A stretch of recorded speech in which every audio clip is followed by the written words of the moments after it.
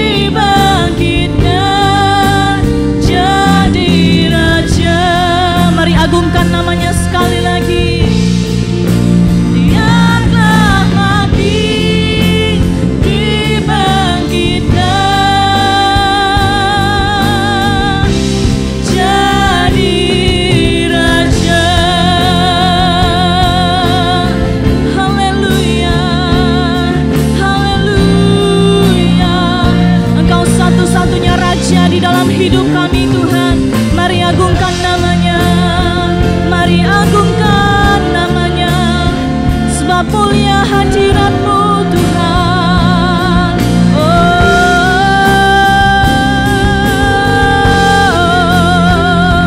mari kita muliakan Dia, Yesus Raja segala raja, Yesus Raja di atas segalanya. Haleluya. Mari Kau penuhi kami pada pagi hari ini Tuhan. Mari kami hari ini penuh dengan kemuliaan-Mu Tuhan, karena Kau Raja yang mulia, Engkau kami sembah Tuhan. Biaralamaya syakaralamaya ralamo, biaralamaya syakaralamaya ralamaya se. Mulut kami memuji nama-Mu, hati kami memuliakan Engkau, jiwa kami memuji nama-Mu Tuhan. Biaralamaya syakaralamaya syakaralamaya se.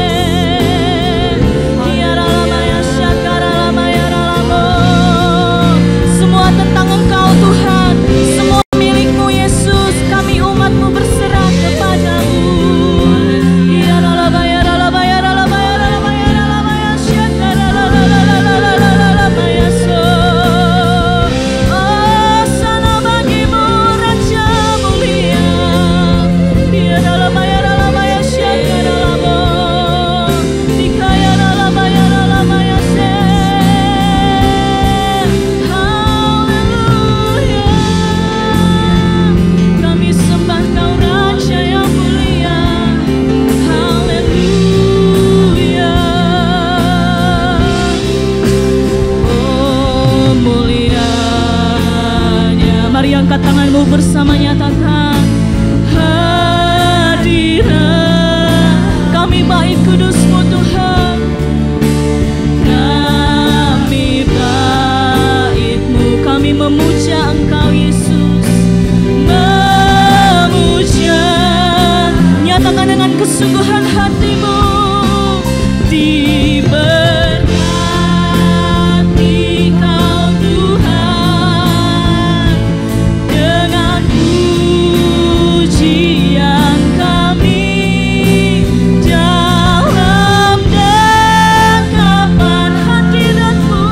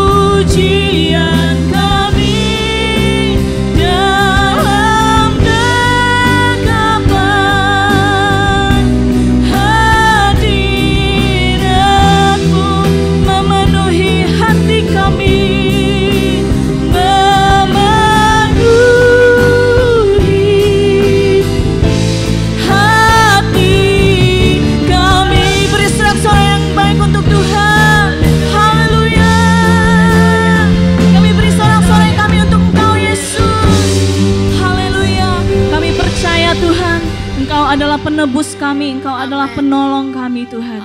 Terima kasih Bapa, kami mau semakin lagi bersuka cita di dalam memuji Engkau. Haleluya, haleluya, amin. Masih bersemangat untuk memuji Tuhan, amin. Amin. Mari kita angkat pujian kita. Dia penebusku, haleluya.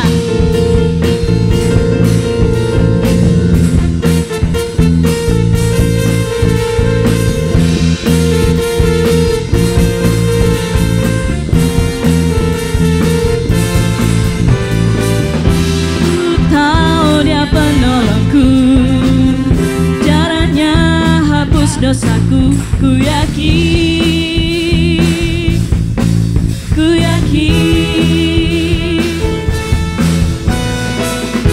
Dia angkat deritaku, sembuhkan sakitku. Katakan dengan imanmu, ku yakin, haleluya, ku yakin. Ku angkat panji,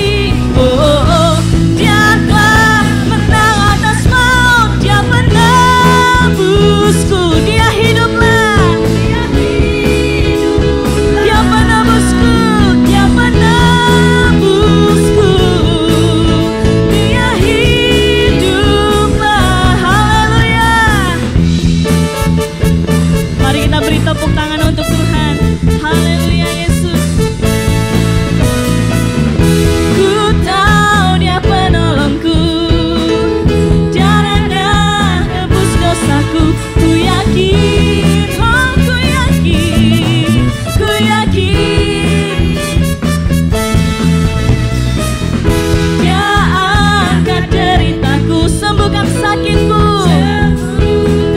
Dengan imanmu, yakin.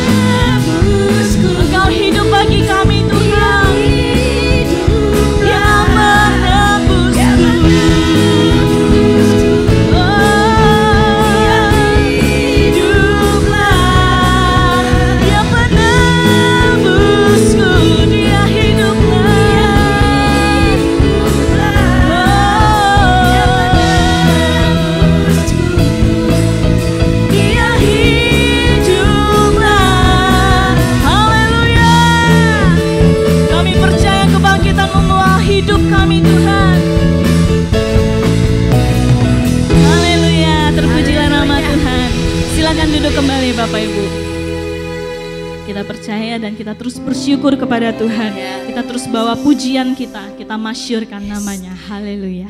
Karena Dia adalah Raja dalam hidupmu.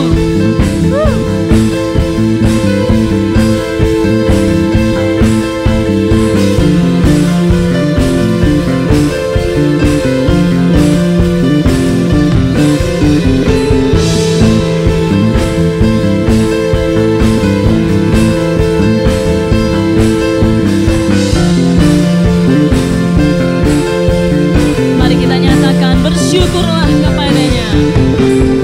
Bersyukurlah kepadanya.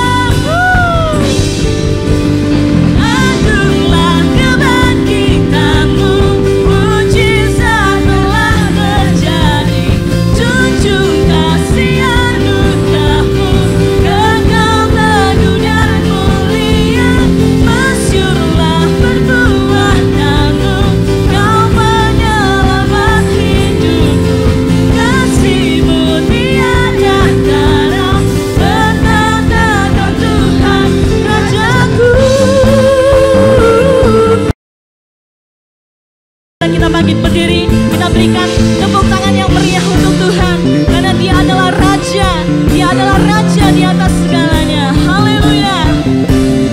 Bersyukurlah kepadanya, bawalah pujian baginya, karena Dia Raja. Oh, Dia menyatakan Tuhanlah kekuatanku, Tuhanlah kekuatanku, masyur dan keselamatanku.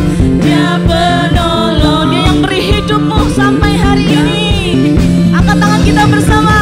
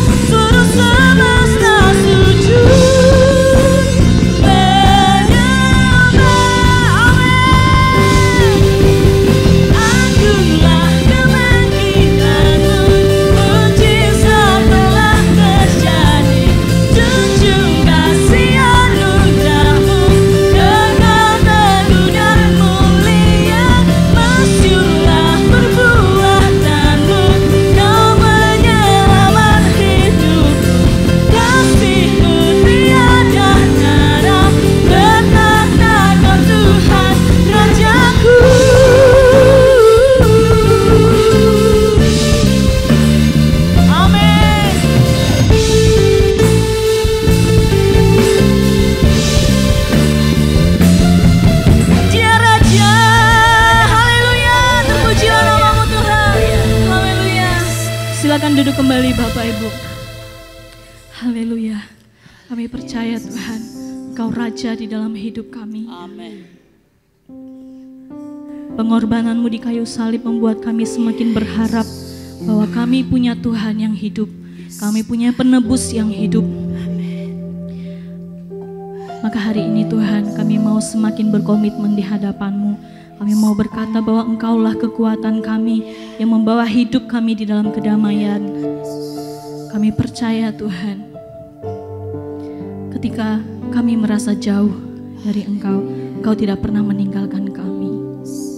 Engkau tetap ada bersama kami Tuhan. Haleluya Yesus.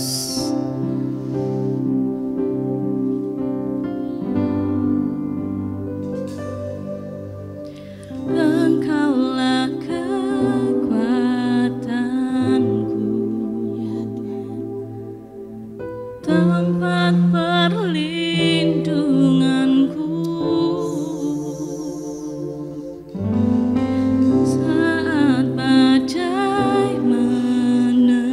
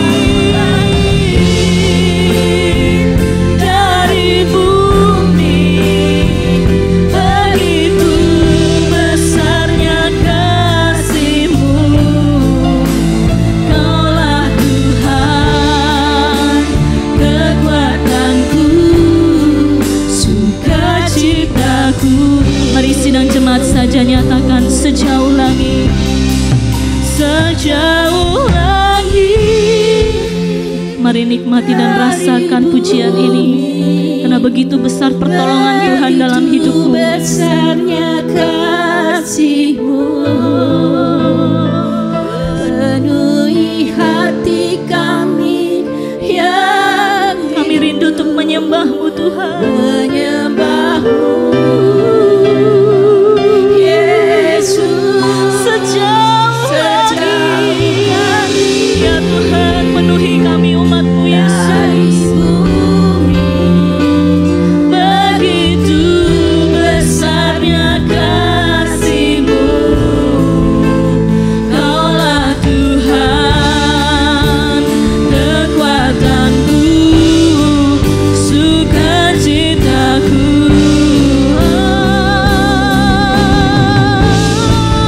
Sejauh langit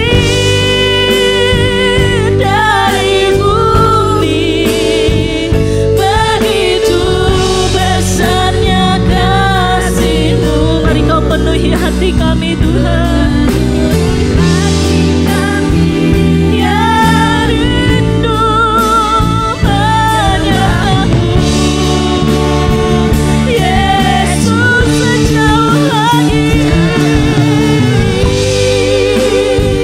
dari bumi, saya serahkan kepada hamba-Nya. Besarnya kasih-Mu, Kaulah Tuhan, kekuatanku, sukacitaku. Sejauh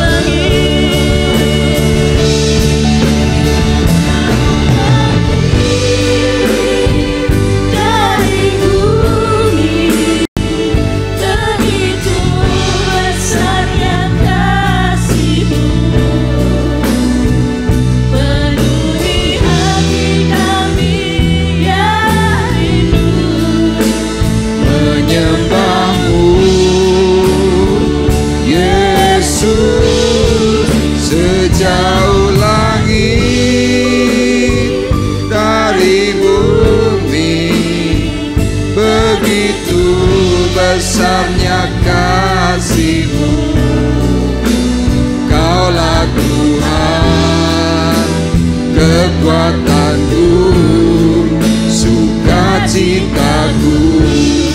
Kaulah Tuhan, kekuatanku, Kaulah Tuhan, kekuatanku, sukacitaku. Kaulah Tuhan, kekuatanku, kekuatanku, sukacitaku.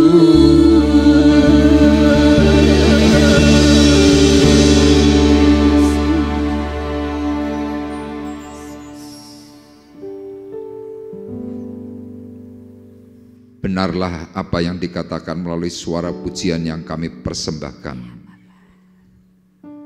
bahwa Tuhan adalah kekuatan hidup kami. Tuhan adalah anugerah bagi kami. Kasih karunia Tuhan melimpah. Pertolongan Tuhan besar. Sehingga saat kami taat, saat kami setia, dan saat kami benar di hadapan Tuhan, rasa nikmat ilahi itu mengalir dalam hidup kami semuanya.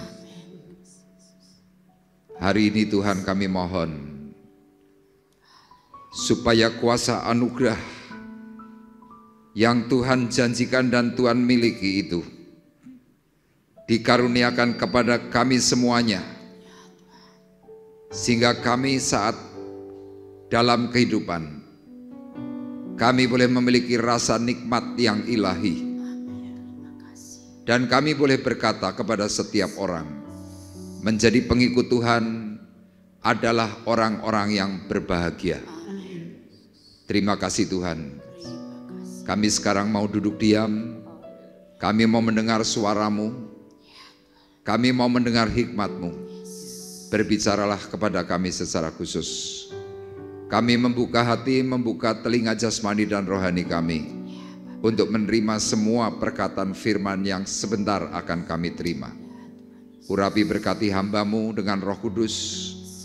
Urapi berkati seluruh sidang jemaat Tuhan dengan roh yang sama, Roh Kudus, yang memberikan hikmat, pengertian, pengetahuan, bahkan kehidupan bagi kami semuanya. Kami siap untuk menyambut firman Tuhan dengan ucapan syukur. Di dalam nama Tuhan Yesus Kristus kami berdoa. Dan kita semua yang siap diberkati oleh Tuhan bersama-sama berkata, Amin. amin. Puji Tuhan, dipersilahkan duduk. Shalom. Haleluya. Hari ini kita memasuki bulan yang baru, ya, bulan Mei. Tanpa terasa setengah tahun kita mulai berjalan, dan kita percaya bahwa Tuhan menolong dan juga memberkati kita semuanya. Minggu yang lalu kita sudah bicara tentang bukan argumentasi tapi kuasa. Ya, minggu yang lalu saya sampaikan bahwa adanya konflik, adanya persoalan di antara setiap manusia, itu rata-rata kemudian muncul yang namanya argumentasi atau perbantahan. Nah, di dalam Tuhan tidak perlu yang namanya perbantahan, tetapi di dalam Tuhan, Tuhan kepingin supaya masing-masing orang itu bisa memiliki kuasa yang ilahi. Ya, Rasul Paulus memberikan nasihat yang terbaik. Kalau kita ingin memiliki kuasa yang ilahi, yang pertama Paulus mengatakan supaya kita jangan memakai pengertian sendiri. Ya, tetapi pakailah hati atau pikiran Tuhan. Kemudian yang kedua, supaya kita bisa mengambil perlengkapan senjata Allah, yaitu firman Tuhan.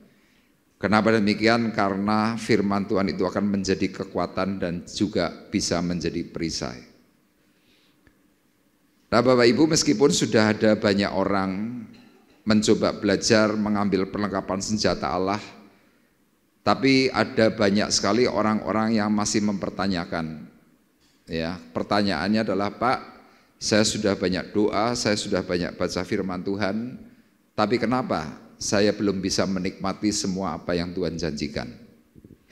Nah, ini yang menjadi satu persoalan, menjadi tanda tanya buat hidup kita semuanya, karena hal rasa damai atau nikmat itu adalah kebutuhan kita yang paling besar, ya, selain uang. Orang punya uang, kalau tidak punya rasa damai atau rasa nikmat, mereka berkata, percuma. Makanya lihat, semakin kaya seseorang, biasanya mereka semakin gelisah. Semakin mereka punya aset yang besar, perasaan bimbang, perasaan cemas itu selalu menghantui. Nah, ini pernah dialami oleh seorang raja yang bernama Salomo. Ya, makanya hari ini kita mau belajar bicara tentang damai dan juga nikmat. Saya memberikan tema dikaruniai kuasa untuk menikmati. Ya, kenapa saya memberikan tema ini? Karena memang tidak semua orang bisa diberi rasa oleh Tuhan itu menikmati apa yang dimiliki. Nah, salah satu contoh di dalam kitab Pengkhotbah yang disampaikan oleh Salomo. Dia sebagai seorang raja yang amat sangat kaya, semua punya, apa yang diingininya bisa tersaji. Tapi ternyata dalam pengalaman kehidupan Salomo, dia tidak bisa menikmati. Ya, Salomo berkata ini sebuah kesia-siaan dan kepahitan hidup. Pengkhotbah pasal 6 ayat 1 dan ayat 2. Yuk kita akan baca dua ayat ini secara bersama-sama, nanti akan dipandu. Pengkhotbah pasal 6 ayat 1 dan ayat yang kedua. 2, 3. Ada suatu kemalangan yang telah kulihat di bawah matahari yang sangat menekan manusia. Orang yang dikaruniai Allah kekayaan, harta benda dan kemuliaan, sehingga ia tak kekurangan suatu pun yang diingininya, tetapi orang itu tidak dikaruniai kuasa oleh Allah untuk menikmatinya, melainkan orang lain yang menikmatinya. Inilah kesia-siaan dan penderitaan yang pahit. Amin. Ya, hari itu Salomo sebagai seorang pengkhotbah, dia menyampaikan pengalaman, dia menyampaikan perjalanan hidup. Dia hari itu menyampaikan di dalam pengalaman dan juga evaluasi dari dia melihat.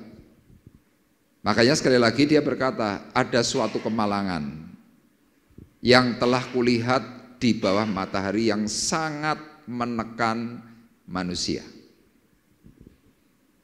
Ya, di sini dikatakan kemalangan yang sangat menekan. Saya berani pastikan ini pasti nggak enak sekali. Kenapa Salomo memperkatakan ini? Karena dia merasakan dalam dirinya sendiri. Dia melihat ada banyak orang, para pembesar, para panglima, orang-orang hebat, ada banyak keluhan, aku nggak bisa nikmati yang ini, aku nggak bisa nikmati yang itu. Padahal jelas firman Tuhan berkata, orang yang dikarunia Allah kekayaan, harta benda dan kemuliaan, ya ini komplit, kaya, punya banyak materi, mulia secara status. Ya contoh, jadi gubernur itu kan mulia, jadi raja mulia, jadi orang kaya mulia. Tapi mereka dikatakan oleh Salomo tidak dikaruniai oleh Allah kuasa untuk menikmati. Padahal firman ini berkata, mereka tidak kekurangan suatu apapun yang diingininya. Misalkan contoh nih, orang kaya mau keluar negeri kan bisa, mau naik kereta cepat yang paling mahal bisa, mau naik pesawat kelas bisnis bisa. Tapi banyak problem. Misalkan duduk di kelas bisnis, rasanya hampa, rasanya sendirian, rasanya sepi. Loh padahal kan ada banyak orang di sekitar. Itu yang Salomo katakan, tidak diberi kuasa oleh Tuhan untuk menikmati. Salomo berkata, orang lain yang menikmatinya. Anda mungkin bertanya, loh Pak, orang lain yang menikmati itu artinya apa? Misalkan contoh, si A ini sangat kaya, mobil semua mewah, rumah mewah, istri cantik. Yang bersangkutan itu nggak punya rasa nikmat. Tapi kita yang nonton ngomong gini, wah si A itu enak ya, mobilnya banyak, istrinya cantik, duitnya banyak, rumahnya bagus. Lah itu orang lain yang menikmati. Tapi orang itu sendiri gimana? Gak punya rasa nikmat. Nah hari ini ada banyak sekali kasus Bapak Ibu, orang kaya gak berani makan apa-apa. Disuguhi misalkan durian, mengkirik, mengkorok, itu nggak bisa menikmati. Apalagi Anda melihat Coca-Cola, Anda melihat Sprite, Anda langsung ora melu-melu, ora wani. Loh kenapa? Aku minum sedikit aja gula darahku langsung 200. Ada makanan enak, mungkin kita melihat udang, melihat kepiting, sate kambing, melihat semuanya, kepingin. Tapi kita cuma nyicip dok. Orang-orang seperti ini biasanya merenung. Perenungannya apa? Enak dulu, sewaktu aku belum punya apa-apa, aku bebas makan. Hari ini aku punya semua, tapi semua orang berkata ini nggak boleh, itu nggak boleh. Aku ketemu dokter ini nggak boleh, itu nggak boleh. Salomo berkata, itulah kesia-siaan dan penderitaan yang pahit. Nah terus kalau gini artinya kita diberi kekayaan, diberi kemuliaan, diberi harta yang banyak, terus buat apa? Salomo menuliskan ini karena apa? Dia menyesal. Penyesalannya dialami justru pada masa tua, bukan pada masa muda. Dulu di masa muda dia waktu berjaya, dia waktu hebat-hebatnya, dia mengambil satu keputusan yang salah. Apa itu?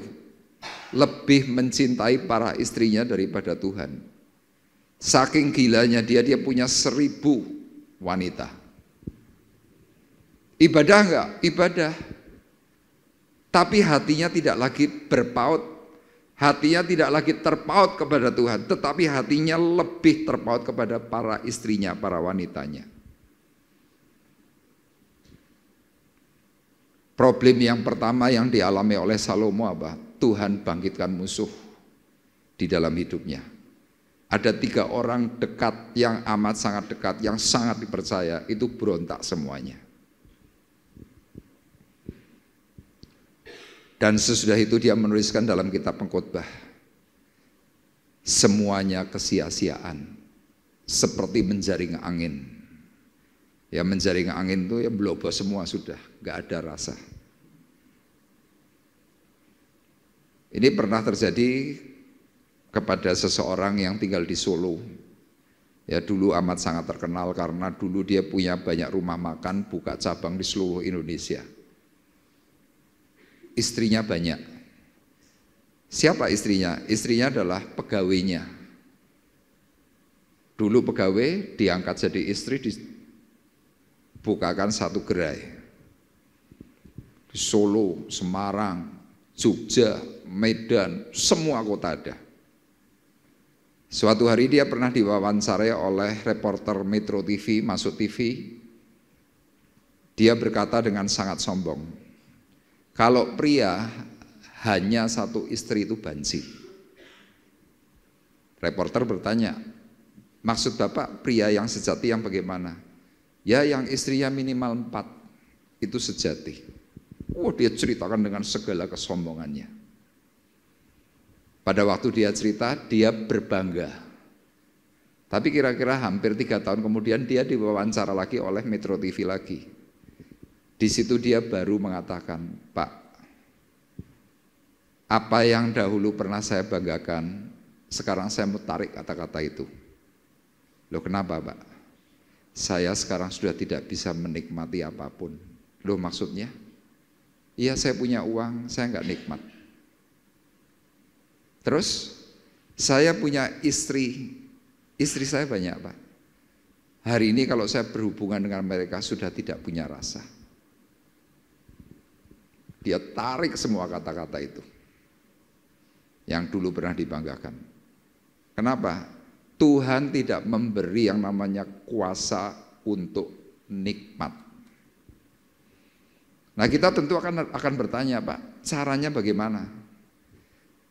Nah puji Tuhan kita punya Tuhan yang baik yang selalu memberikan jalan keluar. Makanya tujuan firman Tuhan hari ini adalah menemukan nikmat dalam rancangan damainya Allah. Ya kita akan eksposisi dalam kitab Nabi Yeremia pasal 29 ayat 8 sampai dengan ayat yang ke-14.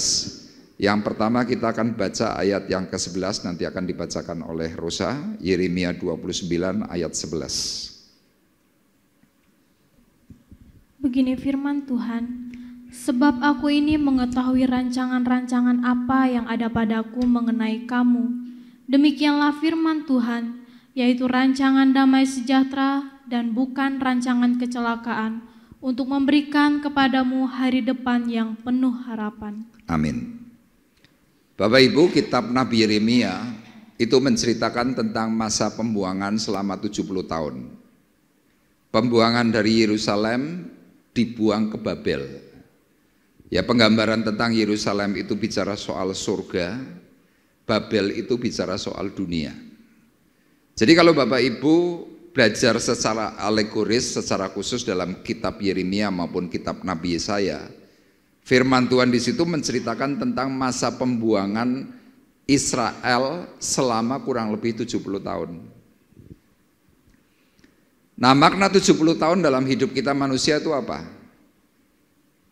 Makna tentang hidup kita mulai dari lahir, seperti yang dikatakan di dalam kitab Mazmur pasalnya yang ke-90. Manusia diberi umur oleh Tuhan itu 70 tahun.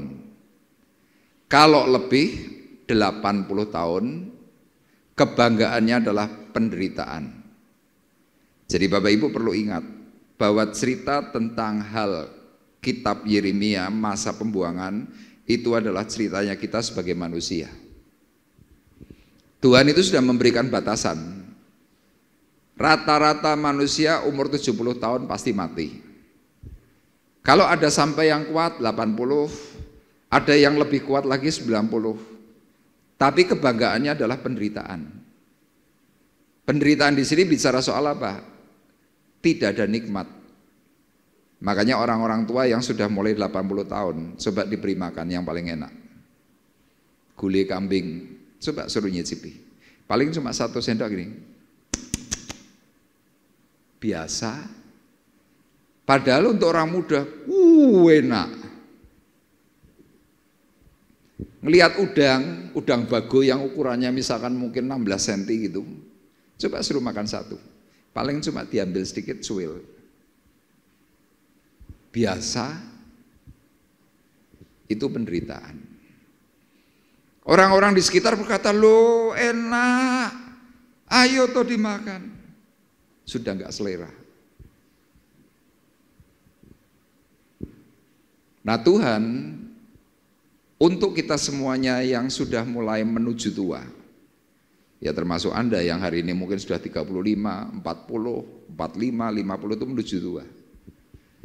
Tuhan itu memberikan satu kata. Sebab aku ini mengetahui rancangan-rancangan apa yang ada padaku mengenai kamu. Tuhan itu punya rencana, punya rancangan. Demikianlah firman Tuhan, yaitu rancangan damai sejahtera dan bukan rancangan kecelakaan. Jadi Bapak Ibu perlu yakini, siapapun kita, mau kaya mau miskin, di awal Tuhan sudah memikirkan, sudah merancang untuk saya dan saudara, kita diberi yang namanya damai sejahtera. Itu pasti. Yang menjadi persoalan, kenapa kita tidak bisa menerima itu? Kenapa yang muncul adalah kecelakaan? Yeremia memberikan penjelasan, karena kamu punya celah. Ayat firman Tuhan dalam Yeremia pasal 29 ini disampaikan kepada Israel yang hari itu bebal. Mereka bodoh. Israel itu bangsa pilihan Allah, tapi mereka selalu berontak. Mereka tidak mau menuruti setiap detail yang Tuhan katakan untuk bisa menerima damai. Mereka semaunya sendiri. Dan di dalam pasal ini Tuhan melalui Yeremia berkata, aku mau memberikan kepadamu hari depan yang penuh harapan. Ini bicara apa? Bicara tentang hidup yang sekarang, dipenuhi damai, dipenuhi nikmat, nanti mati itu masuk surga. Itu pembicaraannya. Tuhan merancang kita untuk bisa mengalami itu. Tapi kita kenapa seringkali tidak bisa? Ya maaf kata terutama kita yang semakin tua. Kita harus berani jujur. Kita semakin tua itu tambah angel. Ya mau pria mau wanita susah. Makanya konflik di dalam rumah tangga itu bukan justru pada waktu masih muda-muda 40, 50 tahun, bukan. Konflik itu banyak muncul justru di usia-usia semakin lanjut. Kenapa? Istri mengatakan bojoku angel. Tambah tua tambah angel. Pria pun juga mengatakan yang sama. Istriku semakin tua tambah antik, tambah cerewet, tambah macam-macam. Sehingga apa? Keputusan-keputusan yang diambil kerap kali itu memberikan luka. Nah Tuhan mengingatkan, bagaimana caranya supaya kita bisa menemukan nikmat? Bagaimana kita bisa tetap masuk di dalam rancangan damai sejahteranya Allah? Yang pertama dalam ayat 8 dan ayat 9, Tuhan mengingatkan kepada kita semuanya, yaitu yang pertama, kalau kita ingin punya nikmat, kita ingin damai, kita punya sesuatu yang baik dari Allah. Yang pertama Tuhan memberikan nasihat, jangan cari penolong yang lain. Ayatnya berkata demikian dalam ayat 8. Diawali dengan kata-kata sungguh. Sungguh, beginilah firman Tuhan semesta alam, Allah Israel, janganlah kamu diperdayakan oleh nabi-nabimu yang ada di tengah-tengahmu, dan oleh juru-juru tenungmu, dan janganlah kamu dengarkan mimpi-mimpi yang mereka mimpikan. Sebab mereka bernubuat palsu kepadamu demi namaku, aku tidak mengutus mereka, demikianlah firman Tuhan. Jadi Bapak Ibu perlu ingat, selain ada Tuhan, ada lagi yang lain.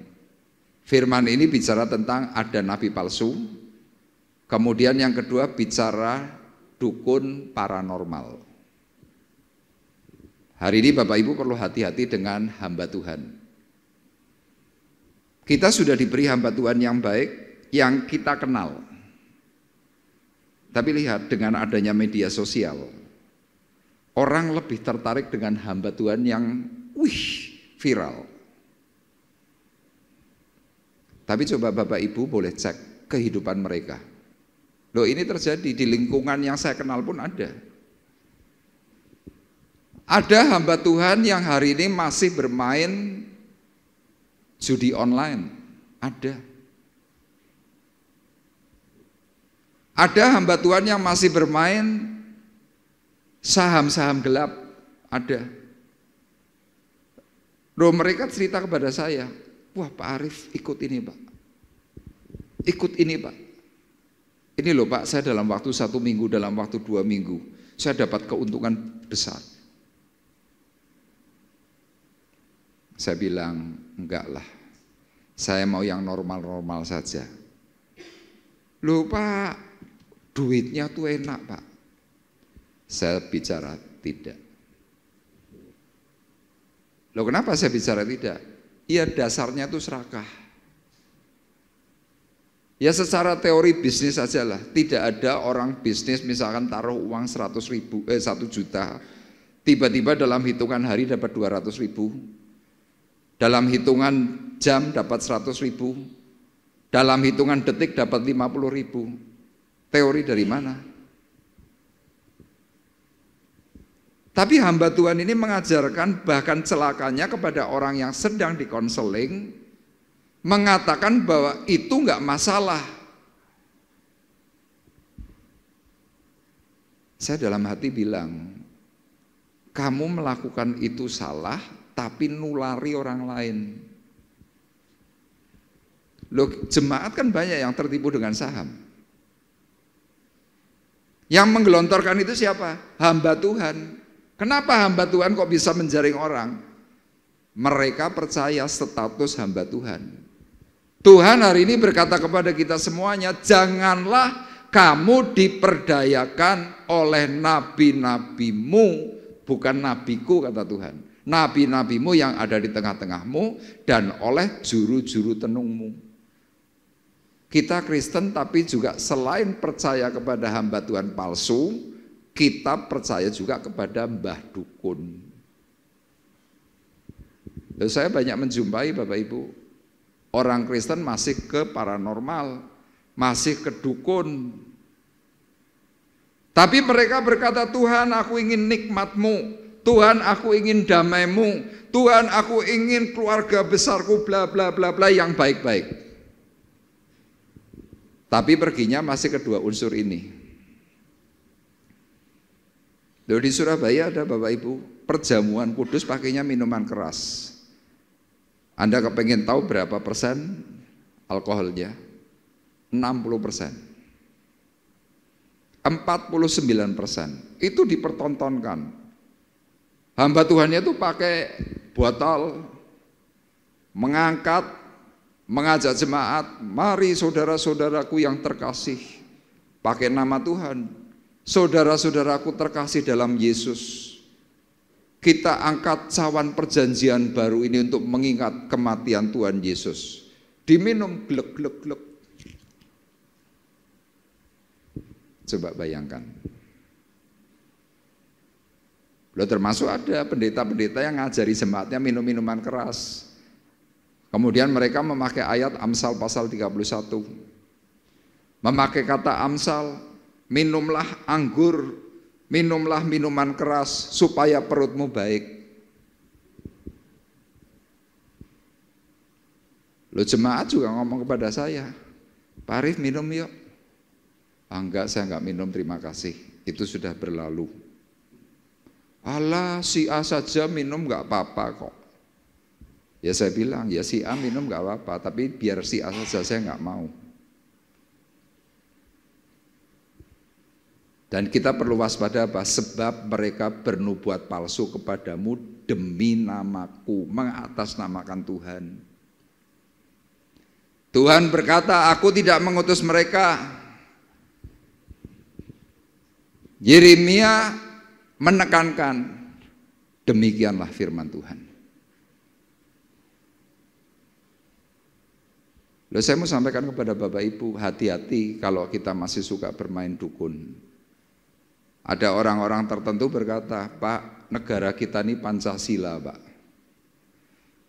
Di Indonesia itu juga ada 5 agama, Pak. Jadi kalau masing-masing itu kita anut, kita lakukan, pertolongan Tuhan itu semuanya komplit, nanti saya cepat selesai masalahnya. Ya silakan dicoba. Saya mau ingatkan kepada Bapak Ibu, firman Tuhan dalam kitab Keluaran dikatakan bahwa Allah itu adalah Allah yang cemburuan, yang akan membalaskan sakit hatinya kepada orang-orang yang membenci Dia, kepada keturunan ketiga dan keempat. Bapak Ibu bisa lihat, kita melakukan kesalahan, anak cucu kita loh 1, 2, 3, 4 ikut kena imbas. Jadi kalau ada di antara keluargamu masih bermasalah, terus kita tilik, kita evaluasi siapa diri kita, siapa dulu nenek moyang kita. Saya semalam baru saja cerita kepada Pak David, saya lagi melayani seorang wanita umur 80 tahun. Berat badannya tinggal 35 kilo, kurus, kulit, tulang berbalut kulit, matanya cekung.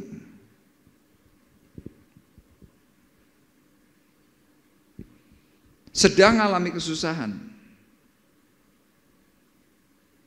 Saya mencoba cari tahu dari saudaranya yang lain. Ternyata dari nenek moyang mereka adalah penyembah-penyembah Allah lain. Dulu punya adik, maaf kata, sampai mengalami kegilaan. Itu pernah saya layani. Sama yang ini juga mengalami gangguan. Kita yang hari ini melayani cuma bisa melihat, kasihan ya. Biaya sampai nggak punya Bapak Ibu. Kasihan. Hari-hari ini lagi keluar masuk rumah sakit. Ya pakai BPJS, 4 hari masuk, harus keluar. Tunggu seminggu, masuk lagi. Padahal kondisinya itu, wah kasihan.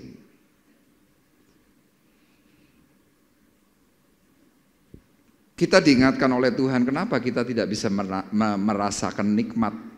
Kenapa kita tidak pernah punya damai? Oh, dolanane ini loh. Hamba-hamba Tuhan yang bukan dari Tuhan, ternyata juga mainannya dukun. Makanya kalau kadang-kadang kita suka bertanya kepada hamba Tuhan, Pak, saya kalau kerja cocoknya apa ya? Pak, saya mau usaha ini cocoknya apa ya? Lah, apa bedanya hamba Tuhan dengan dukun? Nanti kalau tidak puas dengan hamba Tuhan, pindah, perginya tadi ke dukun. Dari dukun mendapat jawaban? Tidak.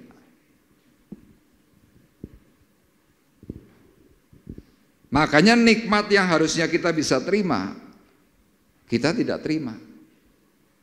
Damai yang harusnya bisa kita rasakan setiap hari, kita nggak punya damai.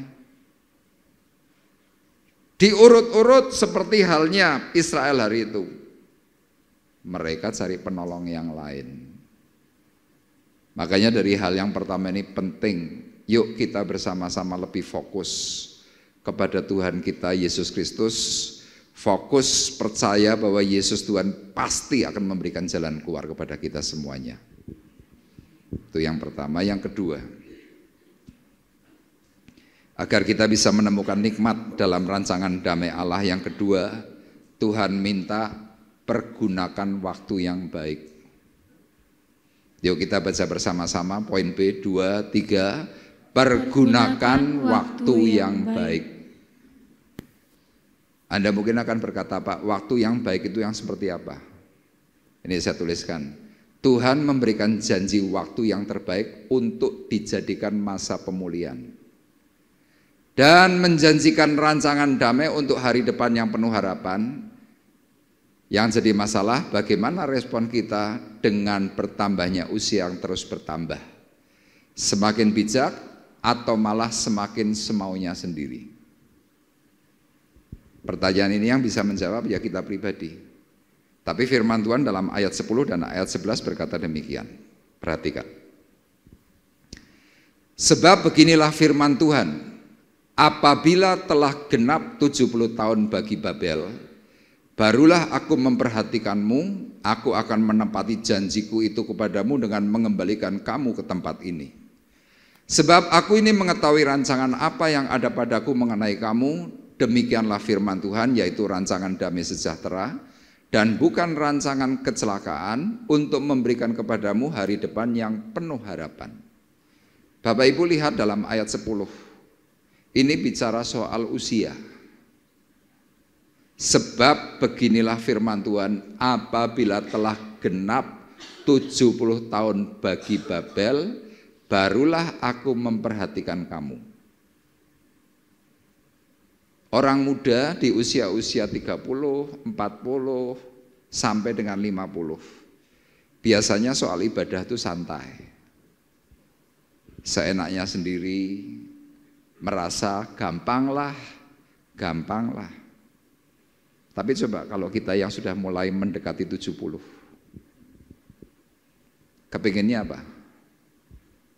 Kalau bisa ibadah dengan tekun, kalau bisa. Kalau tidak terganggu dengan sakit. Nah Tuhan bicara, apabila telah genap 70 tahun bagi kita yang ada di dunia, di sini dikatakan bagi Babel, barulah aku memperhatikan kamu. Jadi Bapak Ibu kita yang usianya sudah 60 tahun ke atas, Tuhan tuh perhatikan kita satu persatu. Diperhatikan satu persatu. Kenapa? Waktumu tidak lama.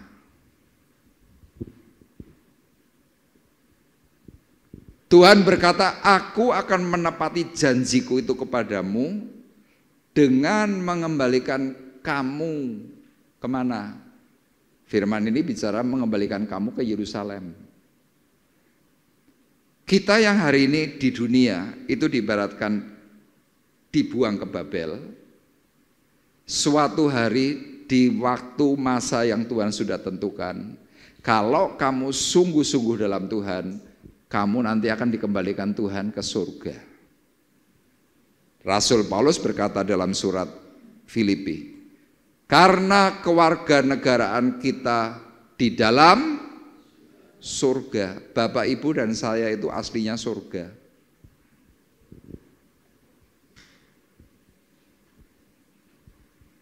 Lah terus di dunia, itu yang firman Tuhan katakan. Karena dosa, kita dibuang.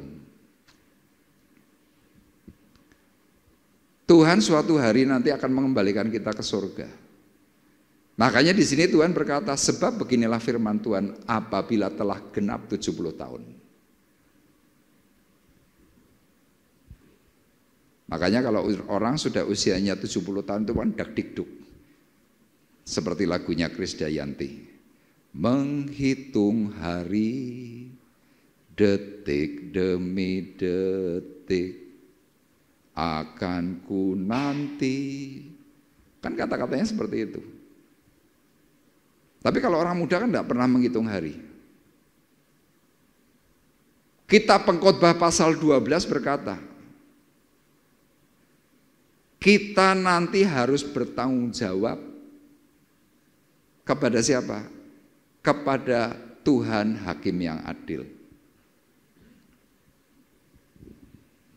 Makanya kalau kita hari ini hidup, kita masih diberi kekuatan, kita masih diberi kesehatan, kemudian kita menyia-nyiakan apa yang Tuhan tawarkan soal surga, kita masih berpikir, oh yang penting duniaku terpenuhi, duniawiku terpenuhi. Saya berkata kita masing-masing bisa terlambat. Kenapa? Proses yang sedang kita alami ini panjang Bapak Ibu. Kita selalu diizinkan oleh Tuhan kena yang namanya persoalan, pergumulan, persoalan-pergumulan on our way. Entah itu dari anak kita, entah itu dari usaha kita, dari ekonomi, dari persoalan-persoalan yang di luar akal, ngerti-ngerti muncul. Tujuan Tuhan apa sih? Ini loh mempersiapkan apabila telah genap 70 tahun. Dan Bapak Ibu perlu ingat, dunia kita ini semakin tua. Terjadi yang namanya degradasi usia. Zaman Musa dulu usianya bisa ratusan tahun. Zaman nabi-nabi usianya ratusan tahun. Tapi Tuhan sudah memberikan perkataan kepada Musa, manusia aku batasi usianya. Sampai berapa? 120 tahun. Masa itu.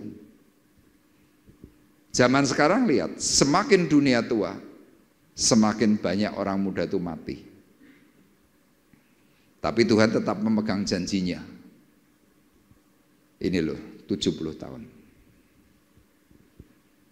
Nah sekarang apa yang kau perbuat? Minta maaf ya, kadang-kadang dengan faktor usia, kita untuk nuruti Tuhan itu semakin susah. Kenapa semakin susah? Kita punya pemikiran sendiri. Oh menurut aku gini, menurut aku gini, gereja harusnya begini. Begitu ada ketidakcocokan, kemudian kita sampai keluar jalur yang ditentukan oleh Tuhan. Saya cuma mau ingatkan kepada Bapak Ibu, hati-hati. Kenapa perlu hati-hati? Salomo itu loh yang amat sangat kaya, semuanya punya. Dia tiba-tiba di masa tua, di masa lanjut usia, dia cuma berkata, semuanya sia-sia, itu penderitaan yang pahit.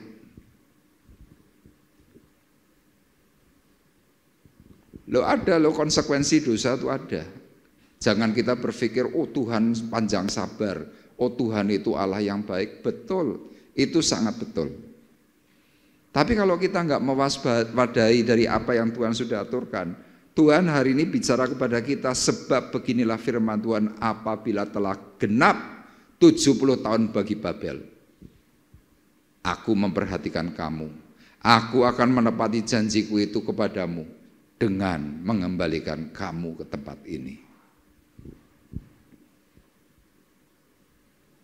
Nah dari ayat 10 ini kita harus tanya, Tuhan bagaimana caranya supaya aku bisa kembali ke surga? Bagaimana caranya aku bisa kumpul dengan Tuhan? Ada satu janji firman Tuhan yang ditulis dalam Injil Lukas pasal yang ke-22 ayat 29 dan ayat 30. Firman Tuhan berkata, dan aku menentukan hak-hak kerajaan bagimu, sama seperti Bapakku menentukannya bagiku, bahwa kamu akan makan dan minum semeja dengan aku di dalam kerajaanku, dan kamu akan duduk di atas tahta untuk menghakimi ke-12 suku Israel. Janji Tuhan bagi kita yang bisa sampai kepada surga, kita bisa kembali. Tuhan bicara, kita nanti akan duduk bersama, makan bareng. Tentu makan bareng bersama Tuhan itu nanti pasti nikmat. pasti enak, pasti puas. Ada orang makan kenyang, tapi tidak nikmat. Ada orang makan kenyang, tapi mereka berkata, ora marem. Tuhan mau memberi yang namanya apa? Nikmat. Tuhan mau memberi puas. Tuhan mau memberi marem. Itu yang Tuhan katakan. Tapi kita harus tanyakan ini ayat 10. Bagaimana janji Tuhan itu bisa tergenapi? Bagaimana Tuhan bisa mengembalikan kita ke surga? Ini yang terakhir. Kita harus mau memenuhi keinginan hatinya Tuhan. Anda akan bertanya, Pak, memenuhi hati Tuhan itu gimana? Kan angel, Pak. Jangan lupa Bapak Ibu, kita punya Alkitab, ini manual book. Seperti kalau kita beli mobil baru, Anda tidak tahu caranya menyetater, Anda buka halaman nomor 1. Masukkan kunci, kunci ditekan diputar, rem diinjak, diputar 180 derajat. Cek cek cek cek cek, jalan. Kenapa? Ada manual book. Anda mau menjalankan mobil matic, baca manual book. Rem diinjak, gigi matic dimasukkan, D, rem dilepas pelan-pelan, digas. Jalan. Kenapa? Ada manual book. Sama kalau kita kepingin kita bisa sampai kepada surga, Tuhan punya manual book. Ini Alkitab kita. Dan ini ditulis dalam Yeremia 29 ayat 12 sampai 14. Tolong dibacakan. Dan apabila kamu berseru dan datang untuk berdoa kepadaku, maka aku akan mendengarkan kamu. Apabila kamu mencari aku, kamu akan menemukan aku. Apabila kamu menanyakan aku dengan segenap hati, aku akan memberi kamu menemukan aku. Demikianlah firman Tuhan, dan aku akan memulihkan keadaanmu dan akan mengumpulkan kamu dari antara segala bangsa dan dari segala tempat kemana kamu telah kucerai-beraikan. Demikianlah firman Tuhan, dan aku akan mengembalikan kamu ke tempat dari mana aku telah membuang kamu. Iya. Jadi manual booknya Tuhan untuk kita bisa kembali ke surga, bisa kembali kepada posisi semula. Firman ini dalam ayat 12 berkata, apabila kamu berseru dan datang untuk berdoa kepadaku, maka aku akan mendengarkan kamu. Jadi hal yang perlu kita ingat Bapak Ibu, kalau Anda ingin nikmat, Anda ingin punya damai, Anda nanti ingin kembali ke surga, ayat 12 ini harus kita penuhi. Berseru, datang untuk berdoa, Tuhan mendengar.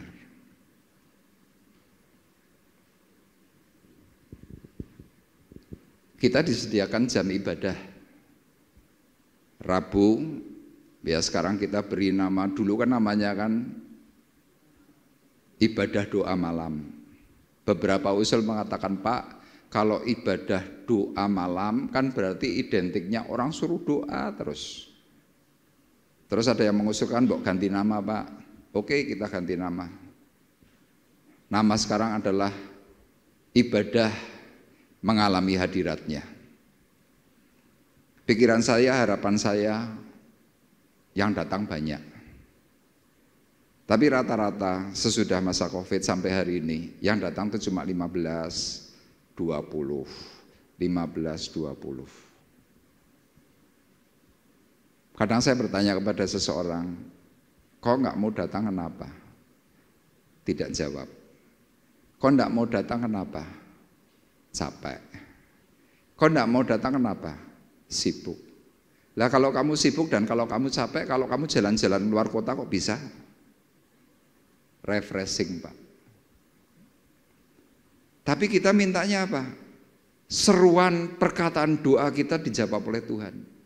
Syarat Tuhan jelas berkata, apabila kamu berseru, datang untuk berdoa kepadaku, maka aku akan mendengarkan kamu. Sudah, syarat ini pertama dipenuhi aja. Saya berani pastikan apa yang kau butuhkan, pasti kau akan terima. Amin. Loh, ini yang ngomong Tuhan, loh, bukan saya cuma membacakan apa yang Tuhan pernah katakan. Kemudian syarat kedua dalam ayat 13, apabila kamu mencari aku, kamu akan menemukan aku, apabila kamu menanyakan aku dengan segenap hati. Artinya kalau kita mau datang berdoa, datang beribadah, itu entah hari Rebo, entah itu hari Sabtu, entah itu hari Minggu, jangan cuma sekedar. Jangan kita berkata yang penting kan aku sudah ibadah. Tuhan tahu kita sungguh-sungguh atau cuma sekedarnya. Sangat tahu Tuhan. Ya sama lah, Anda punya istri, Anda punya suami. Kalau istrimu lagi melayani kamu cuma sekedarnya gitu, ayo saya tanya pada suami-suami, kamu jengkel enggak dengan istrimu? Kita suami-suami berkata, wes nek orang niat terusah. Jengkel. Sesama itu loh, satu rumah saja jengkel. Kita manusia tidak ada yang maha tahu, tapi dengan perilaku itu kita tahu. Tulus atau tidak tulus kita tahu. Apalagi kalau kita berhadapan dengan Tuhan. Tuhan memberikan syarat kepada Israel melalui Yeremia. Apabila kamu mencari aku, kamu akan menemukan aku. Apabila kamu menanyakan aku dengan segenap hati, aku akan memberi kamu, menemukan kamu.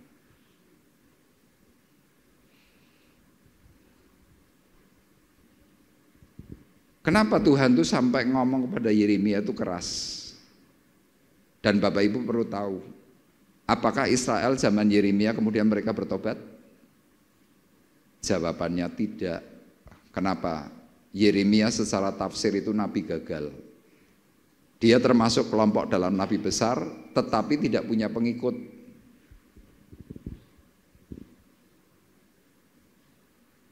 Hari ini kitab Nabi Yeremia pasal 29 ayat keberapa itu tentang nomor pribadinya Tuhan itu menjadi viral. Tapi zaman dulu orang-orang Israel tidak percaya.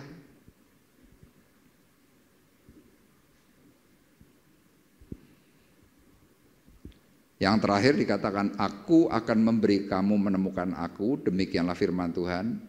Aku akan memulihkan keadaanmu dan akan mengumpulkan kamu di antara segala bangsa dari segala tempat kemana kamu telah kujerebrekan. Demikianlah firman Tuhan. Dan aku akan mengembalikan kamu ke tempat yang dari mana aku telah membuang kamu.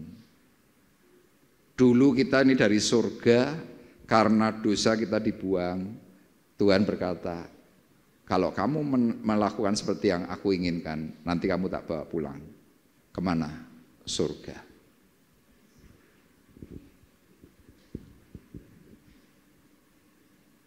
Keputusan jadi tangan kita, bukan dari orang lain. Saya meskipun gembala di tempat ini, saya sebagai koordinator, saya nggak bisa paksa Bapak Ibu. Saya nggak bisa minta-minta kepada Bapak Ibu, ayo toh, nggak bisa.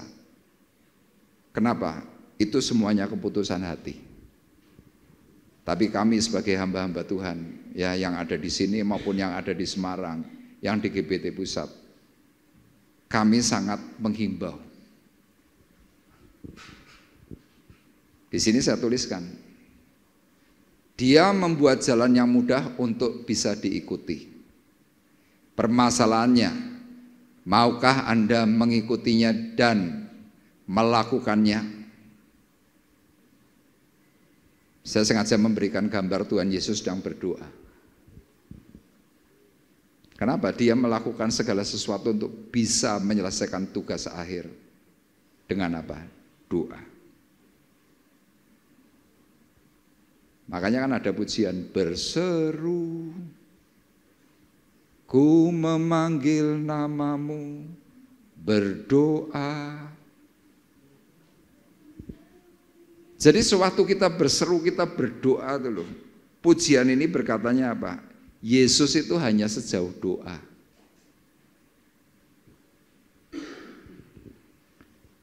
Makanya mari kita bersama-sama Bapak Ibu, waktu kita tidak lama. Jangan kita terlalu bangga dengan usia kita yang kelihatan masih muda, jangan bangga. Kita nih hari ini sedang berlomba-lomba dengan waktu.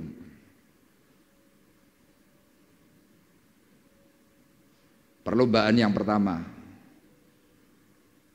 kalau Tuhan belum datang, mungkin kita mati duluan. Atau kalau kita nanti matinya lama, mungkin Tuhan sudah datang. Jadi dua hal ini perlu kita pikirkan. Perlu dipikirkan. Saya kemarin ketemu seorang pengusaha usia 72 tahun. Dia baru saja kena serangan jantung hebat, mau mati. Dia begitu ketemu saya, dia langsung tanya begini, Pak Arif, Bapak sekarang usianya berapa? Saya 61 Pak. Kalau Bapak? Saya 72. Oh berarti beda 11 tahun ya. Dia cuma ngomong gini kepada saya, Pak Arif kan sudah pelayanan, sudah pergunakan waktu yang terbaik. Kemarin saya hampir mati Pak, gara-garanya apa? Saya merasa sehat, saya merasa baik-baik. Saya jam 11 malam pulang dari kerja, saya mandi air hangat agak panas. Tiba-tiba Pak, kepala saya pusing, jantung saya tuh kayak ada yang menggigit. Saya di kamar mandi itu pingsan. Dan kalau detik itu setengah jam saya tidak ketulungan, saya mungkin sudah pindah alam. Terus saya bilang, terus gimana Pak? Saya berobat sampai ke Penang. Saya di sana ketemu dengan beberapa dokter, semuanya bilang harus operasi, harus operasi. Tapi saya ketemu dengan seorang dokter senior. Dokter senior ini berkata nggak usah operasi. Cukup diberi obat, cukup diberi vitamin. Dan ternyata Pak, sekarang saya sehat. Tapi hari ini saya mempergunakan waktu saya untuk apa? Banyak melakukan bakti sosial. Saya hari ini banyak nulungi orang. Karena apa? Saya mikir, saya punya banyak uang. Tapi kalau saya sampai mati, uang saya ini buat apa? Tidak ada gunanya. Saya berbagi sembako, saya bagi semua yang saya bisa bagikan. Saya kumpulkan orang-orang yang mau bekerja sama. Saya cuma berkata, iya Pak. Orang kalau belum kena satu benturan keras, tidak pernah bisa berpikir bahwa titik akhir manusia itu mati. Orang ini kalau dulu ketemu saya dimarahi. Dia menyebut orang pelayanan itu orang kesat, dia bilang gitu. Dia berkata kepada saya, kamu ini sehat, malah jadi pelayan Tuhan, dia bodoh kamu. Saya dulu cuma diam, saya nggak mau berbantah. Tapi hari ini dia bisa ngomong bahwa hidup itu sangat berharga. Mau cari apa? Hari ini saya mau cuma sampaikan kepada Bapak Ibu, kita harus cari Tuhan. Karena apa? Waktu tidak bisa diulang. Hal-hal yang sudah berlalu kita tidak bisa berkata, Tuhan aku kepingin yang dulu. Ini waktu yang terbaik, saat yang terbaik. Sungguh-sungguhlah di dalam Tuhan. Saya cuma mengajak Bapak Ibu, ayo hari Rebo perbanyak ibadah, Sabtu datang ibadah. Untuk apa? Memberikan waktu yang terbaik. Saya berani pastikan tuh loh, nikmat dan damai itu nanti akan mengalir. Kalau Anda berkata, kapan Pak nikmat dan damai bisa terjadi? Saya cuma bilang, kalau Anda cepat-cepat mengambilnya. Itu saja. Anda butuh apa? Keluargamu ingin dipulihkan? Anak-anakmu ingin bisa menjadi orang yang sungguh hidup dalam Tuhan? Keputusan dari kita, bukan dari yang lain. Amin. Tuhan memberkati kita semuanya.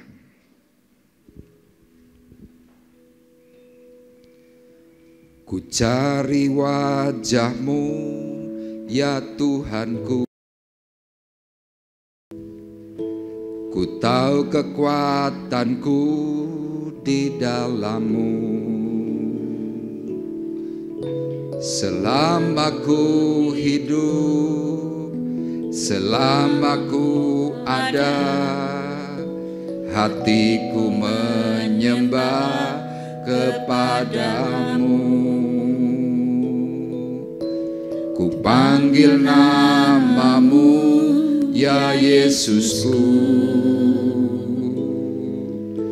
Ku nyatakan semua harapanku. Selama ku hidup, selama ku ada, hatiku melekat kepadamu.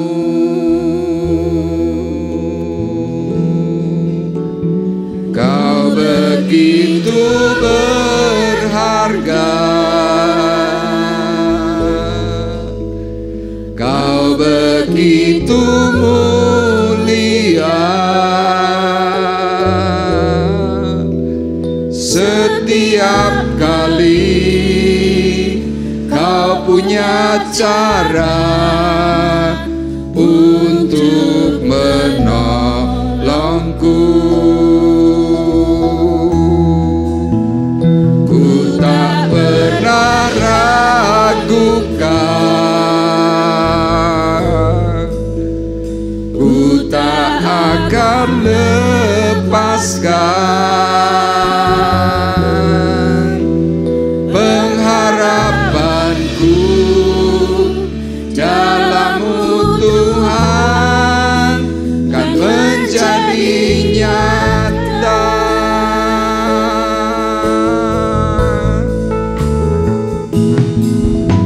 Ku cari wajah-Mu, Ya Tuhanku. ku tahu kekuatanku, Ku tahu kekuatanku di dalam-Mu. selama ku hidup, selama ku ada, hatiku menyembah kepadamu. Ku panggil namamu, ku panggil namamu, ya Yesusku. Ku nyatakan semua harapanku. selama ku hidup, selama ku ada, hatiku melekat kepadamu.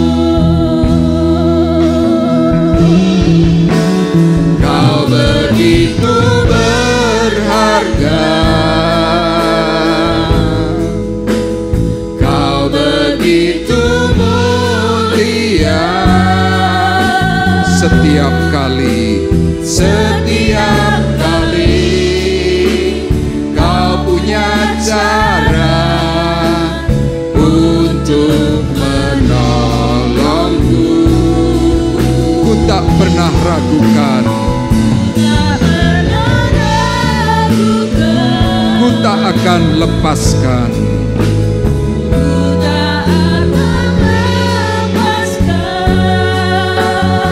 pengharapanku. Kamu Tuhan, kan menjadi nyata. Kau begitu berharga,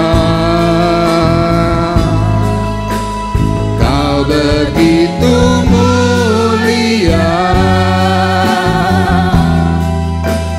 Setiap kali Kau punya cara untuk menolongku. Ku tak pernah ragukan,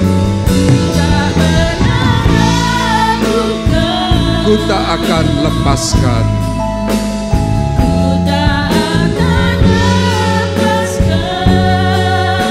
pengharapanku.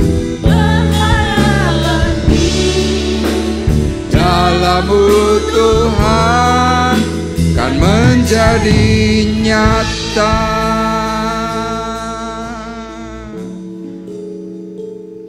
Mari kita bersama-sama tundukkan kepala kita pejamkan mata.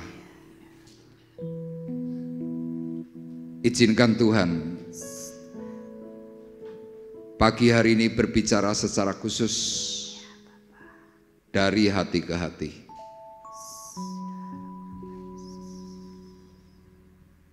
Minta kepada Tuhan, beri perenungan Tuhan, beri aku hikmat-Mu. Sehingga apa yang sudah kami dengar, kami boleh mengerti dengan baik.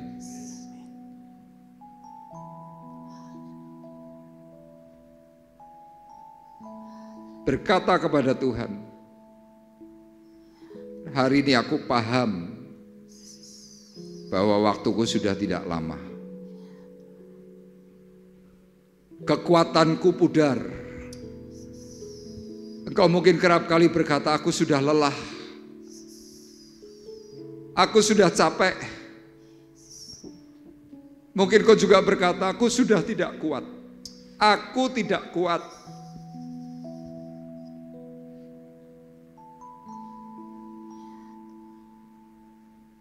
Perlu diketahui, kekuatan itu hanya datang daripada Tuhan, bukan dari yang lain. Mungkin bagi kita yang pernah datang kepada orang pintar, kepada dukun, kepada paranormal, atau sebutan apapun, engkau lebih percaya kepada mereka daripada hatimu percaya kepada Tuhan. Minta ampun kepada Tuhan. Minta pengampunan daripada Tuhan. Karena Tuhan adalah Allah yang cemburu. Kalau sampai Tuhan cemburu kepada hidupmu, pasti ada rasa yang tidak enak di dalam batinmu. Engkau gelisah. Engkau bertanya, kenapa aku tidak punya damai sejahtera? Ya, karena engkau sudah membuat cemburu hati Tuhan.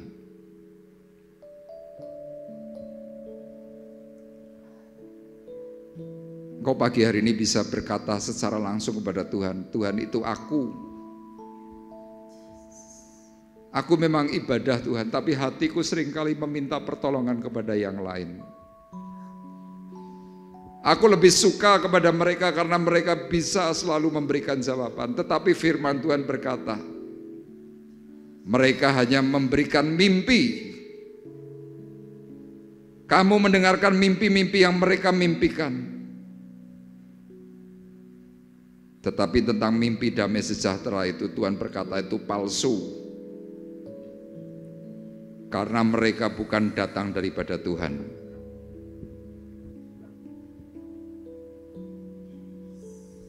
Mari dengan lembut kita mau berkata, kau begitu berharga, kau begitu mulia. Singer menyanyikan dengan lembut. Haleluya.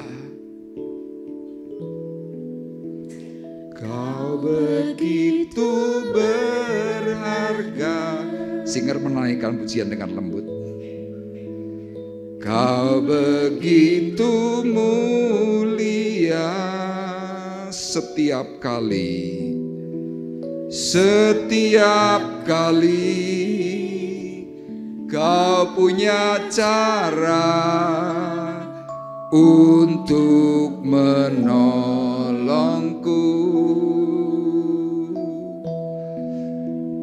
Ku tak pernah ragukan,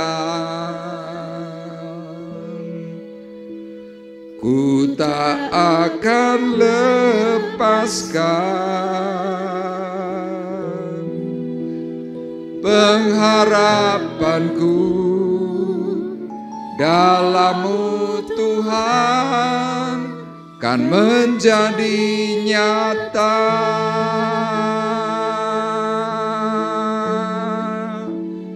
Pengharapanku dalam-Mu Tuhan kan menjadi nyata.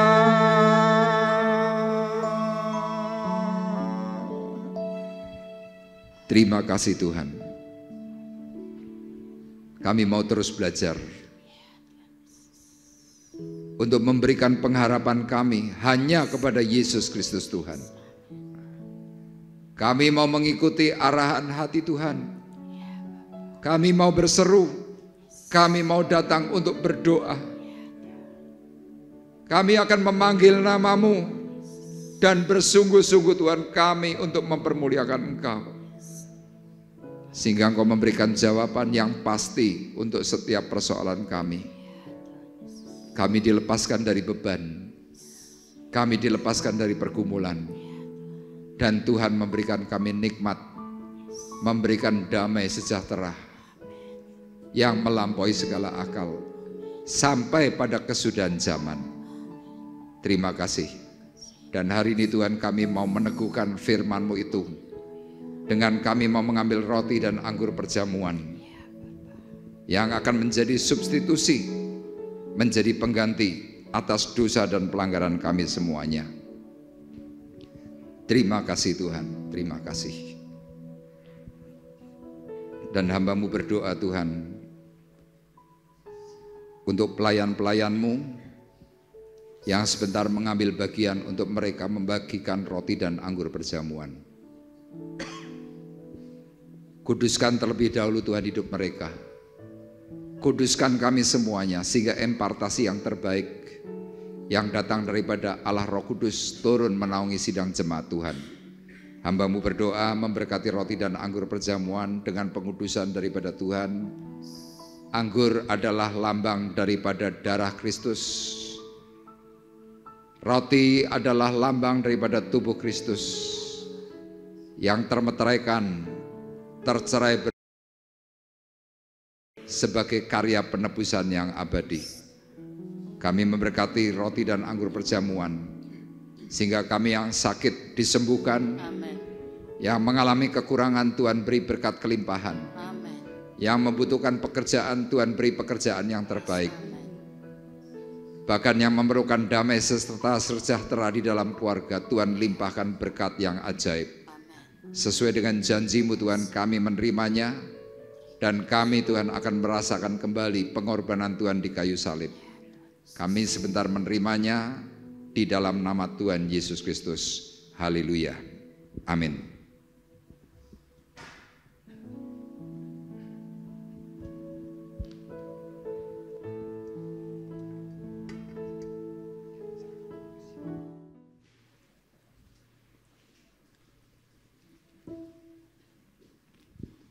Kita hari ini dibawa oleh Tuhan, diajak oleh Tuhan untuk mengingat kembali karya penyaliban Kristus. Dia menderita buat kita. Dia sakit buat kita. Dia menyerahkan nyawanya untuk kita. Itulah sebabnya Rasul Paulus sebagai rasul yang pernah menolak Kristus, dia pada akhirnya mengalami perjumpaan, dia takluk kepada kebenaran Allah. Dan dia memaknai roti dan anggur perjamuan itu sebagai sesuatu yang sakral. Dia menuliskan, sebab apa yang telah kuteruskan kepadamu telah aku terima dari Tuhan, yaitu bahwa Tuhan Yesus pada malam waktu ia diserahkan, ia mengambil roti. Sesudah itu ia mengucap syukur atasnya, ia memecah-mecahkannya dan berkata, inilah tubuhku yang diserahkan bagimu. Perbuatlah ini menjadi peringatan akan aku. Demikian juga ia mengambil cawan, sesudah makan lalu ia berkata, cawan ini adalah cawan perjanjian baru yang dimeteraikan oleh darahku. Perbuatlah ini setiap kali kamu meminumnya, menjadi peringatan akan aku. Sidang jemaat Tuhan terkasih, marilah kita bersama-sama mengangkat roti lebih tinggi dari kepala kita masing-masing. Terima perkataan itu, maka kita sekalipun banyak adalah satu tubuh. Karena kita semua mendapat bagian dalam roti yang satu itu. Bukankah roti yang kita pecah-pecahkan adalah persekutuan dengan tubuh Kristus? Amin. Dalam nama Tuhan Yesus Kristus kita makan bersama-sama.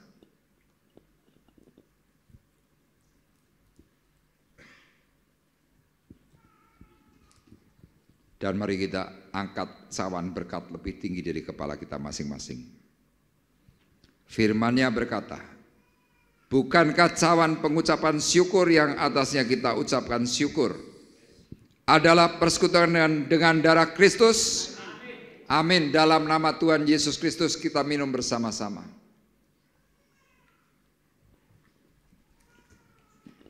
Terima kasih Tuhan. Terima kasih. Engkau memberikan harga yang mahal untuk kami. Engkau menebus kami bukan dengan emas, bukan dengan perak. Tetapi Engkau menebus kami dengan darah-Mu yang kudus. Dan tidak ternilai harganya. Kami mengingat dan kami memaknai itu semuanya Tuhan. Ampuni kami. Kalau kami kemarin masih melakukan tindakan yang keliru, tindakan yang tidak berkenan. Ampuni kami kalau kami masih menduakan Tuhan. Ampuni pikiran kami. Ampuni hati kami. Kuasai kami Tuhan, untuk kami takluk, kami benar. Beri kami arahan terus-menerus, berbicaralah kepada kami secara keras. Supaya ketika pada waktunya kami harus kembali pulang ke tempat yang Tuhan sudah tentukan, kami kedapatan berkenan. Kedapatan benar, kedapatan tak bercacat. Kami sempurna di hadapan Tuhan. Terima kasih. Kuasai mulut bibir kami, kuasai hati pikiran kami. Untuk kami hanya berkata benar. Tidak ada lagi perkataan-perkataan yang salah, perkataan yang keliru. Terima kasih Tuhan untuk waktu dan kesempatan yang masih Tuhan berikan kepada kami pagi hari ini. Kuasai Tuhan. Kami bersyukur.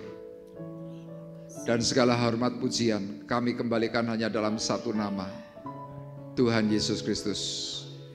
Dan kita yang diberkati oleh Tuhan bersama-sama berkata amin. Kita beri sorak-sorai yang meriah buat Tuhan kita. Haleluya. Dipersilahkan duduk. Kita akan memberikan korban persembahan yang terbaik. Kita akan mengembalikan setiap keuangan kita melalui persepuluhan. Ya, di tempat Bapak Ibu sudah tersedia amplop. Dan kita bisa memberikan persembahan syukur kita kepada Tuhan. Dan yakin bahwa melalui persembahan Bapak Ibu semuanya akan dikembalikan Tuhan berkali lipat. Nanti Ibu Tini akan berdoa buat kita semuanya. Selesai. Haleluya, haleluya Yesus Tuhan. Terima kasih Bapak, terima kasih. Terima kasih Yesus atas berkat-berkat-Mu yang Kau berikan kepada kami Tuhan. Biarlah kami kembalikan Tuhan kepada-Mu ya Bapa. Yang telah memberikan maupun yang belum Tuhan, kami percaya berkat-Mu sama Tuhan, dari Tuhan saja. Terima kasih Bapa, biarlah Engkau memberkati imamat yang menjalankannya ya Tuhan. Terima kasih Tuhan Yesus. Kami serahkan semua ini di dalam tangan kuasa-Mu, di dalam nama Tuhan Yesus Kristus, Juru Selamat kami yang hidup sekarang dan selamanya. Haleluya, amin. Terima kasih untuk persembahan Bapak Ibu. Tuhan Yesus memberkati. Kita akan mengakhiri perjumpaan ibadah kita. Saya kembali mengundang Bapak Ibu untuk bangkit berdiri. Kita akan berdoa. Terima kasih Tuhan untuk waktu, kesempatan yang Tuhan sudah berikan kepada kami. Terima kasih untuk kami boleh mendengar firman-Mu. Terima kasih untuk hal yang baik yang Tuhan terus nyatakan. Hari ini Tuhan kami berdoa secara khusus untuk anak Mesia yang berulang tahun. Kiranya berkat, kesehatan, kekuatan yang daripada Tuhan, kepandaian, hal-hal yang indah, hal yang baik terjadi atas Mesia dan nama Tuhan dipuji, dipermuliakan. Amin. Secara khusus juga Tuhan, kami berdoa untuk Kevin, Ya Tuhan. supaya Engkau juga menjamah, Yes, dalam. memulihkan. Amin. Beri Tuhan Kevin kembali kesempurnaan tubuh Amin. jasmani. Yes. bagian kepala, bagian tubuh yang lain secara utuh Tuhan sempurnakan dalam nama Yesus. Kami bersepakat Tuhan, apapun yang dikatakan oleh dokter, hal-hal yang buruk, tetapi kami punya sepakat di dalam Yesus Kristus bahwa Tuhan mampu menaklukkan segala sakit penyakit. Tidak ada ikatan-ikatan yang buruk di dalam tubuh Kevin, dan Kevin disembuhkan oleh Yesus Kristus Tuhan, sehingga Kevin boleh memuliakan nama Tuhan. Kami juga terus berdoa Tuhan untuk anak Excel yang ada di Kuala Lumpur. Tuhan juga memberkati, menolong, menyempurnakan bagian intensitas daripada jantungnya. Terima kasih. Kami bersyukur dan kami menyerahkan akan semua doa kami di dalam nama Yesus. Terima kasih Tuhan. Kami juga berdoa untuk anak Sevanya yang mengalami kecelakaan patah tulang. Kiranya Engkau juga memulihkan, menyembuhkan dalam nama Yesus. Terima kasih. Kami juga berdoa Tuhan untuk bangsa negara Indonesia supaya Tuhan menolong, melepaskan dari kegaduhan, melepaskan dari orang-orang yang iri, orang-orang yang jahat yang mengacaukan akan republik ini. Kami patahkan semuanya dalam nama Yesus. Kami memberkati Tuhan bangsa dan negara Indonesia. Kami juga memberkati Tuhan akan anak-anak-Mu yang membutuhkan usaha pekerjaan, memberkati anak yatim piatu, duda, janda dan fakir miskin. Berdoa Tuhan untuk anak-anak kami yang bersekolah di dalam kota maupun di luar kota, Tuhan menolong dan memberkati. Terima kasih, dan tiba saatnya sekarang kami mengangkat hati, mengangkat tangan kami di hadapan Tuhan. Kami pulang dengan membawa berkat, damai sejahtera Allah Bapa di sorga, pulang dengan membawa kasih karunia Tuhan Yesus Kristus di dalam persekutuan Roh Kudus. Tuhan memberkati engkau dan melindungi engkau. Tuhan menyinari engkau dengan wajah-Nya dan memberi engkau kasih karunia. Tuhan menghadapkan wajah-Nya kepadamu dan memberi engkau damai sejahtera. Mulai dari pagi hari ini sampai Maranatha datang yang kedua kali. Dalam berkat nama Tuhan Yesus Kristus kami berdoa dan mengucapkan syukur kami. Kita yang diberkati oleh Tuhan bersama-sama berkata, amin. Terima kasih.